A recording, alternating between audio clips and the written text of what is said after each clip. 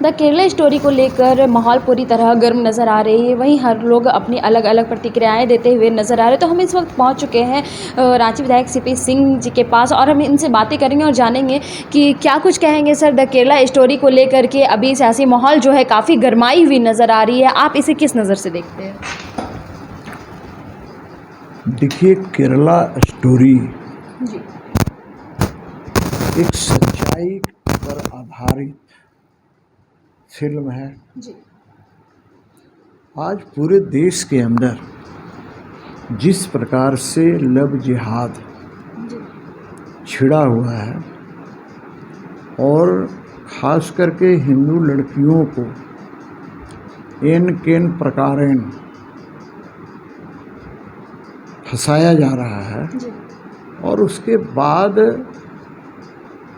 देखा होगा कि कई बार 100 के कई टुकड़े करके फ्रिज में रखते हैं, फेंकते हैं, बाहर फेंक देते हैं, उनका धर्म परिवर्तन करा लेते हैं, तरह तरह की चीज़ें जो हो रही है ये केरला में बहुत ज़्यादा है। इसलिए कि वहाँ वामपंथी सरकार है, जी कांग्रेस की भी सरकार वहाँ रहती है।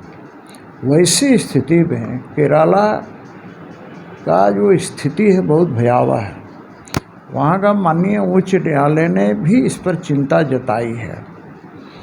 अब जो अपने आप को सो कॉल्ड सेकुलर दल बोलते हैं, जी बिल्कुल, चाहे वो कांग्रेस हो चाहे वामपंथी हो, वैसे लोग वोट की लालच में, चूँकि उन्हें एक समुदाय विशेष का वोट चाहिए, भाजपा के खिलाफ वोट चाहिए, इसलिए वो इस तरह का कोई पिक्चर बनता है तो विरोध करते हैं। वही आप देखेंगे तो कई पिक्चर में हिंदू देवी देवताओं का मजाक उड़ाया जाता है, उस पर इनकी जुबान बंद हो जाती है। इससे स्पष्ट है कि ये हिंदुओं को नीचा दिखाना चाहते हैं और दूसरा जो समुदाय है उसका वोट के लिए तुष्टीकरण की राजनीति करते हैं। जी कहीं ना कहीं आपने द केरला स्टोरी के बारे में बताया कि सच्चाई को दिखाया जाता है। तो सर कहीं ना कहीं कांग्रेस का कहना है कि अगर इतनी सच्चाई को दिखाया जाता है, जो राजस्थान से 40,000 महिलाएं जो गायब हुई थी, तो फिर उस आधार पर मूवियाँ क्यों नहीं बनती है? बिहार में जो हुआ था उस पर क्यों नहीं बनती है? तो जिस तरह सिर्फ हिंदुओं पर अत्याचार होता है उसी को ही क्यों दर्शाया जाता है? क्या ये नफरत का माहौल नहीं बनाया जा रहा है? नहीं, कांग्रेस से ये पूछना चाहिए, ये जो प्रश्न कर रहे हैं, कहीं पर यदि इस तरह की चीज़ें होती है तो फिल्म बननी चाहिए। तो फिल्म बनाने का ठेका भारतीय जनता पार्टी ने थोड़े लिया है। जी फिल्म बनाने वाले मुंबई वाले बनाते हैं ना। नहीं सर, सीधे तौर पे प्रधानमंत्री जो नरेंद्र मोदी है उन्होंने ही इस मूवी को देखने का भी जिक्र किया था। अरे भैया, सच्चाई है इसलिए कहेंगे, मैं भी कह रहा हूँ जी मूवी देखना चाहिए और अपने बाल बच्चों को भी दिखाना चाहिए, खास करके बेटियों को दिखाना चाहिए। जी मेरा स्पष्ट मानना है। मेरा ये कहना है कि फिल्म कौन बनाता है? फिल्म मेकर अलग होते हैं, प्रोड्यूसर अलग होते हैं, पैसा लगाने वाला कोई होता है, एक्टर कोई होता है। तो ये फिल्म बनाने का जिम्मेदारी भारतीय जनता पार्टी का नहीं है ना, न कांग्रेस की है न किसी दल की है। जी मेरा ये कहना है कांग्रेसियों को इस बात का जवाब देना चाहिए कि इनकी नेता है सोनिया गांधी, इनकी नेता है प्रियंका गांधी, इनका नेता है राहुल गांधी। जी जब कहीं भाजपा शासित राज्य में कोई घटना होती है जो नहीं होना चाहिए, तब तो ये सारे के सारे लोग वहाँ पहुँच जाते हैं राजनीतिक पिकनिक मनाने के लिए। जी लेकिन इनके राजस्थान में ऐसी घटना होती है तो न राहुल जाते हैं न प्रियंका जाते हैं। क्यों? यहाँ पर यदि कोई हिंदू का मॉब लिंचिंग हो जाता है, इनकी आवाज़ नहीं उठती है, और वही कोई एक समुदाय का विशेष का मॉब लिंचिंग होता है तो आवाज़ उठाते हैं। ये दोगला चरित्र क्यों? ये बात पूछना चाहिए। तो जिस तरह से अभी सियासी माहौल गरमाया हुआ है द केरला स्टोरी को लेकर, उन्हीं पे काफ़ी टिप्पणियां देते हुए नजर आए सीपी सिंह जी। तो जिस तरह से इन्होंने बात की, हम और भी आगे दिखाएंगे आपको कि किस तरह से लोगों का और भी क्या कुछ कहना है। अरे प्रोड्यूसर फाइनेंसर जिनका पैसा डूब रहा है वही सांसदों की लॉबिंग करते हैं, और ऐसे सांसद आगे बढ़ के बोलते हैं टैक्स फ्री कर दो। क्यों टैक्स फ्री कर दें? ऐसी क्या खास बात है जो टैक्स फ्री कर दिया जाए? तो हमें लगता है कि जब कोई फिल्म पिटने लगती है तो इस तरह की कवायद एक मुंबई से चलती है, और वो लोग प्रयास करते हैं कि टैक्स फ्री करके इस फिल्म को चला लिया जाए। उसके एक हिस्सा हो सकते हैं सांसद महोदय। केरल स्टोरी पे क्या कहेंगे सर आप? यही केरल स्टोरी की तो स्टोरी कह रहा हूँ कि उस पे क्या कहेंगे? संजय सेठ, देखिए इस तरह की फिल्म एक तो मैं देखता नहीं हूँ, और जिस फिल्म का प्रचार प्रधानमंत्री करे उसको तो बिल्कुल ही नहीं देखना चाहिए।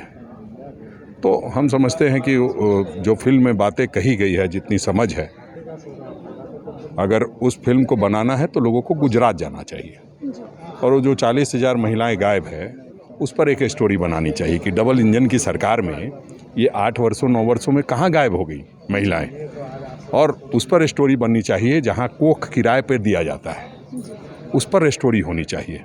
क्या मजबूरी है? अरे कोई माँ कोख किराए पे रख दे, इससे बड़ा दुर्भाग्य देश में कुछ हो नहीं सकता है, लेकिन इसको लोग बोला जाता है, वहाँ पर इंडस्ट्री बताते हैं। तो हमें लगता है कि बहुत सारी चीज़ों को देख करके समझना पड़ेगा कि आखिर क्या है गुजरात मॉडल, और गुजरात मॉडल क्या पूरे देश में लागू होगा। क्या कुछ कहेंगे सर? केरला स्टोरी पूरी तरीके से फिक्सन है, मनगढ़ंत है और झूठ पे बनाई गई फिल्म है। आंकड़ा जो दिया है वो पूरी तरीके से बिल्कुल झूठ है। नरेंद्र मोदी की सरकार ने जिस तरीके से झूठ का पहाड़ खड़ा किया, और इस झूठ से उसको फ़ायदा होता चला गया, और अब भविष्य में, निकट भविष्य में भी लगता है कि उसको फ़ायदा होगा झूठ से, क्योंकि झूठ की ही सरकार चल रही है, और झूठ को इतना कायदे से वो बोल रहे हैं कि झूठ सच साबित हो जा रहा है। केरला पे जो फिल्म बनी है, तो भारत में बहुत सारे ऐसे घटनाएं हुई हैं, उस पर फिल्म कहीं नहीं बनी। मॉब लिंचिंग पे फिल्म कहीं नहीं बनी। अभी इलेक्शन है सर, मुसलमान लड़कों को, नौजवानों को, जो इंटेलेक्चुअल हो, बिजनेसमैन हो, उनको 20-20 साल तक जो है जेल में बंद कर दिया गया था। अब 20 साल के बाद निर्दोष होकर निकल रहे हैं, उस पर फिल्म कहीं नहीं बनी। सिर्फ केरला पे ही बननी चाहिए। वाह, ठीक।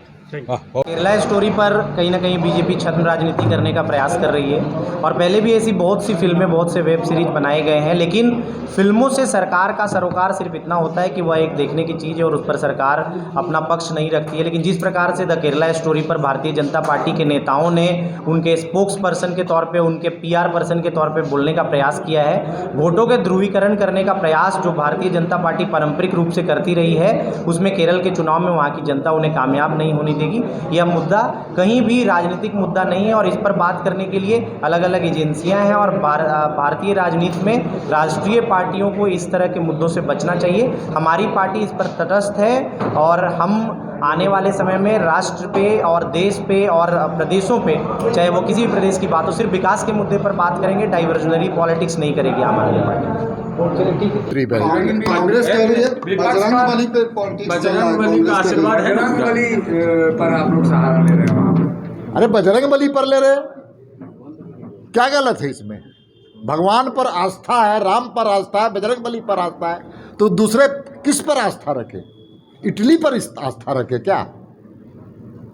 अच्छा, ये सोनिया गांधी ने ट्वीट किया है सॉवरेन कर्नाटका के संबंध में। ये बहुत खतरनाक है।